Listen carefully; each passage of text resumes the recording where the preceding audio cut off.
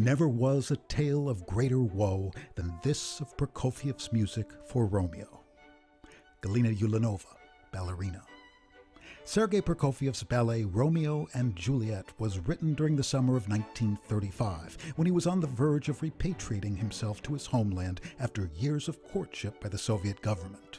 In March, he'd secured an agreement with the Bolshoi Theater to present the ballet during the following season, and after working out a detailed scenario that spring with the dramaturg Adrian Piotrovsky and the modernist director Sergei Radlov, he traveled 85 miles south of Moscow to a retreat for artists associated with the Bolshoi at Polinovo, an estate on the Oka River. Composing at his usual Mozartian clip, Prokofiev completed the ballet's piano score by early September and orchestrated the work while touring during the following months. By the beginning of 1936, the ballet was being rehearsed for a premiere that spring.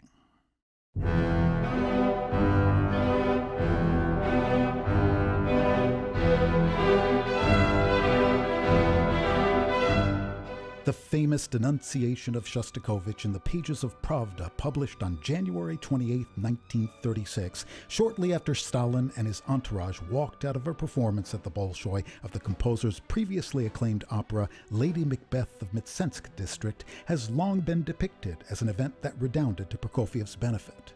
In fact, Shostakovich's misfortune initiated a series of events that effectively cast Prokofiev's new ballet into exile, providing a clear indication that in spite of the government's previous fulsome solicitations, he would not be shielded from the oppressive whims to which artists in Stalin's Russia were routinely subjected. The official criticism of Lady Macbeth for its ideological errors was followed by a similarly disparaging review in early February of Shostakovich's ballet The Limpid Stream.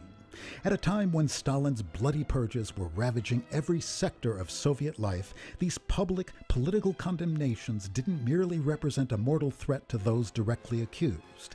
Anyone or anything connected with the victims was endangered. Guilt by association was fundamental in spreading the terror and ensuring compliance with the government.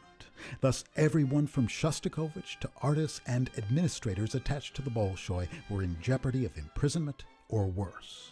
The fact that Prokofiev's librettist Piotrovsky had also written the libretto for The Limpid Stream immediately exposed Prokofiev and his new ballet to ideological criticism. Vladimir Mutnich, the theater's director, was denounced for staging modern works that, according to one official proclamation, lacked the value demanded by Soviet workers. Although Prokofiev's score for Romeo and Juliet exemplified his interest in developing what he called a new simplicity, as a longtime resident of Europe, his devotion to Soviet political orthodoxies was considered unproven. Indeed, by January of 1936, Prokofiev hadn't completed his repatriation. The government's promises of luxurious living accommodations had yet to materialize, and Prokofiev and his family were still living in a Moscow hotel. Thus, it was unsurprising when Romeo and Juliet simply disappeared from the Bolshoi's schedule. Piotrovsky was arrested 10 months later and then shot in captivity. In June, the reorganization of the Bolshoi was ordered in a memorandum signed by Stalin. Mutnik was arrested on April 20, 1937. He was executed that November.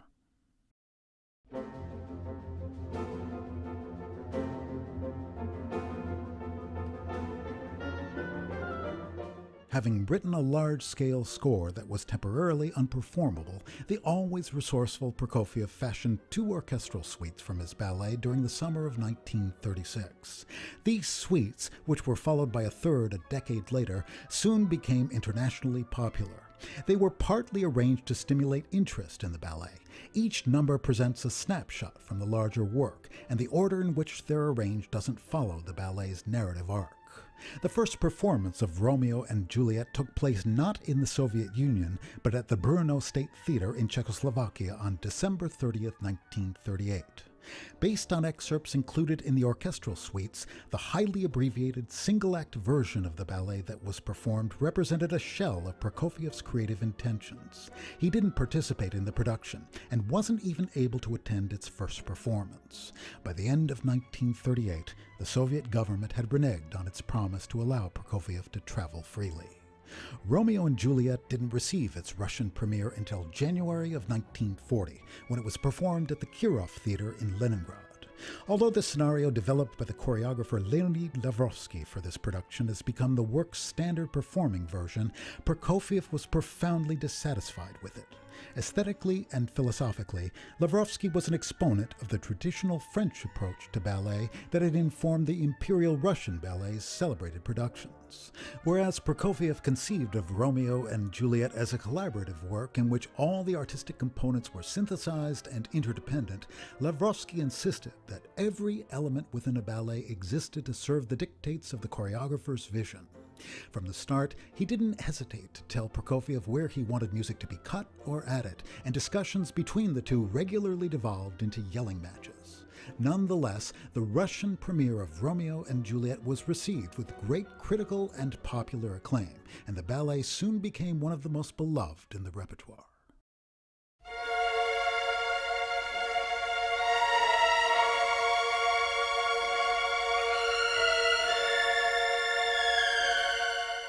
But the seemingly endless series of impediments Prokofiev had faced in bringing Romeo and Juliet to its first full fruition had fundamentally altered his internal landscape. In the words of the Prokofiev scholar Simon Morrison, the awful chain of events associated with the ballet marked a moment of realization. Prokofiev and his wife Lena had been deceived. The move had been a mistake. He would continue to compose, brilliantly, but only in a way that was mindful of political imperatives. The purges had begun to touch their lives. Acquaintances in their building were being taken. There was the telltale sound of footsteps, followed by muffled shouting in the corridor, and then a car door slamming shut. After learning that a neighbor had been arrested, Lena cried, "I want to go back." She reminded him that he'd promised they could leave if necessary. He could only answer, "What I promised then can't be done now."